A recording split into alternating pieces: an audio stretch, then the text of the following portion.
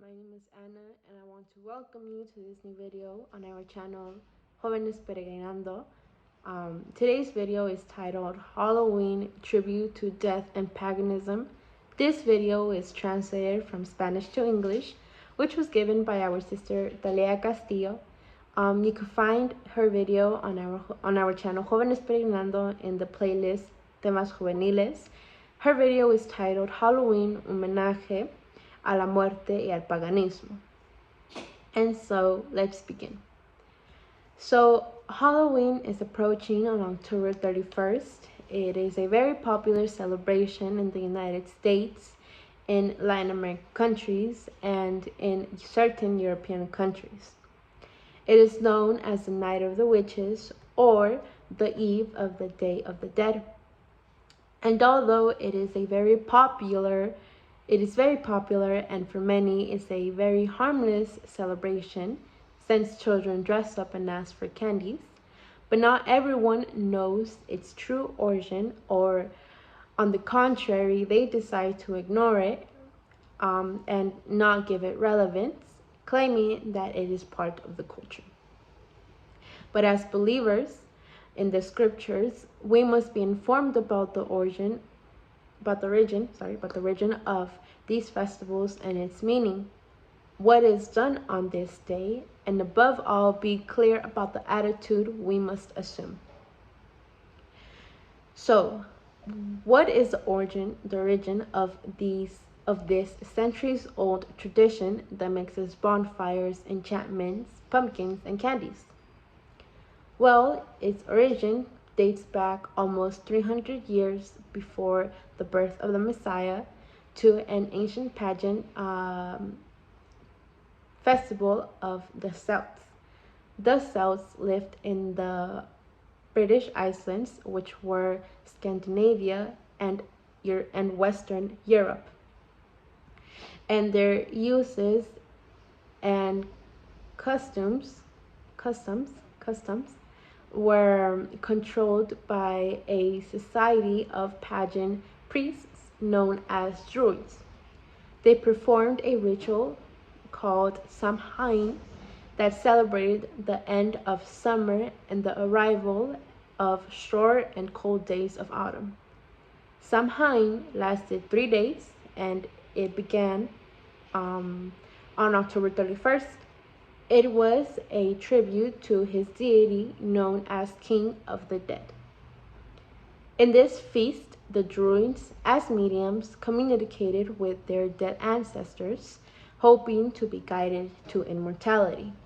The Druids believed that on that particular day, the spirits of the dead returned to their ancient homes to visit the living. And well, if the living did not provide food for these evil spirits and did not receive a feast, then they would play evil tricks on them, which is very similar to the current trick-or-treating custom. The Druid priests went through house to house, demanding food, children, and even virgins to offer to their god in the festival of the dead. If they gave it to them, then they would make a deal and they would leave in peace. But if they did not obey them, then they would throw a curse to that house, and according to them, someone from that family would die that year, thus instilling terror. On the night of October 31st, the Druids built a huge New Year's bonfire, which for them was the new year, the new life, and the increase to their powers occurred on the night of Samhain. They burned animals and human beings as a sacrifice to their sun god and Samhain, their divinity of death. During this pageant ceremony, people wore costumes made from animals' heads and skins.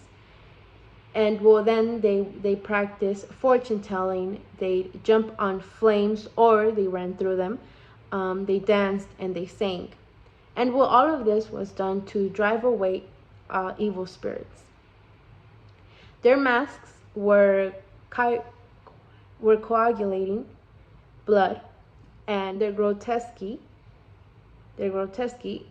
disguises would serve to see themselves as evil spirits and thus deceive the spirits that would enter the world of the living that day and avoid being hurt by them. When they went to the houses, they carried a large turnip with a carved face and a candle inside, that according to them was the spirit that would execute the curse.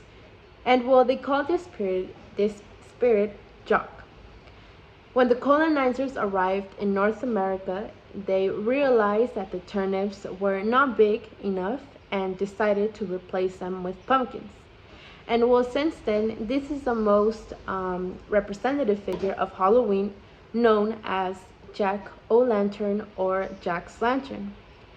This festival is also celebrated by the Satanists, known as New Year's Eve of witchcraft, where they perform prayers, sacrifices, and invocations, hence the witches' symbols, the brooms, and the black cats, because, according to them, these characters are directly related to the spirits. Now, why is it called Halloween? Well, the roots of Halloween are not really in the United States, but in the United Kingdom. Its name comes from an English phrase, All Hallows Eve, which would be translated as Eve of the Saints. The Catholic Church instituted as one of its celebrations All Saints' Day, in honor to those who enjoy eternal life in the presence of God, and who do not appear in saints or their name is not known. In the 8th century, there was a turning point. Pope Gregory III changed the original date of All Saints' Day from May 13th to November 1st, and also made religious celebration mandatory for all Catholics. It was an attempt to Christianize Samhain. The truth is that this move united both celebrations and mixed pagan and Catholic traditions. Food was an important component of the celebrations, and one of the most characteristic habits involved children who went from house to house singing rhymes or praying for the souls of the dead. And in return, they obtained cakes that represented the liberation of a soul from purgatory. How did this celebration come to the United States? Well, during the Great Famine, which was in 1845 through 1849, in Ireland, which was then part of the United Kingdom of Great Britain and Ireland, more than 1 million people immigrated to the United States. So today, Halloween is America's largest non-religious holiday. In fact, it's surpassed Valentine's Day and Easter as the peak period for chocolate sales in 2010.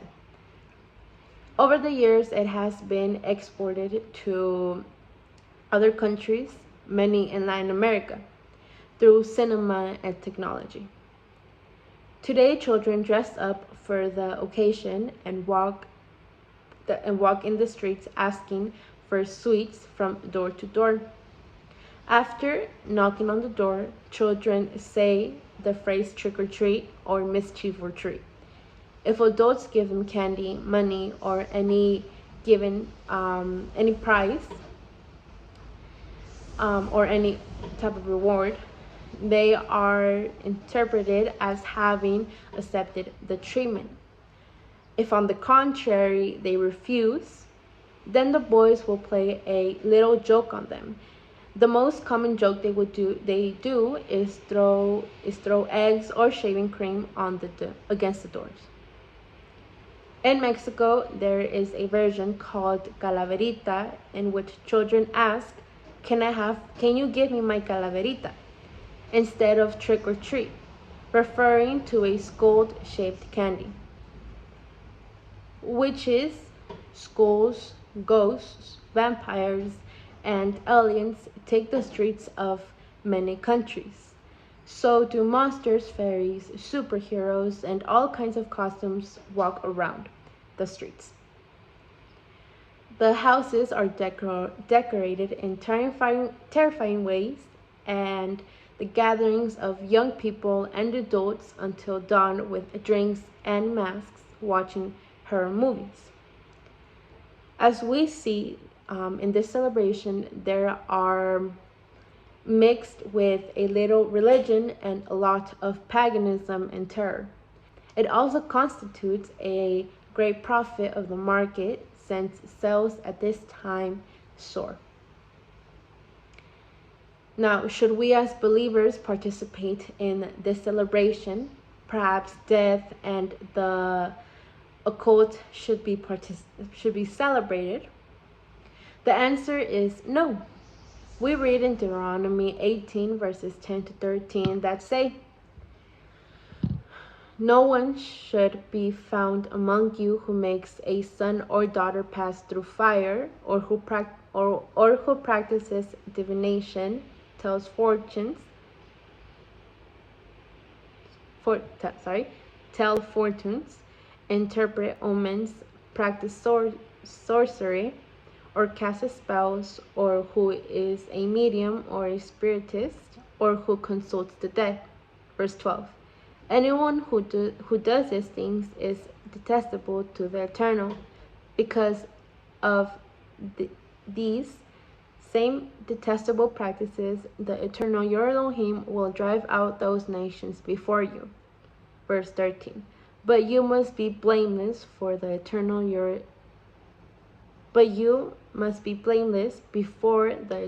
Elohim. The Eternal commands us to make a distinction between the holy and the profane, and totally abominates idolatry, witchcraft, and even death, which is a consequence of sin. But there is the case of religious systems that encourage their young people to, or their children as well, to participate and take advantage of this opportunity to live together, live together and get to know their neighbors and preach the word. But let's see what the scriptures say about this. We read in 1 John 2:19 that says, 1 John 2 verses 15 through 17. And we read, "Do not love the world or anything in the world. If anyone loves the world, you do not have the love of the Eternal in you.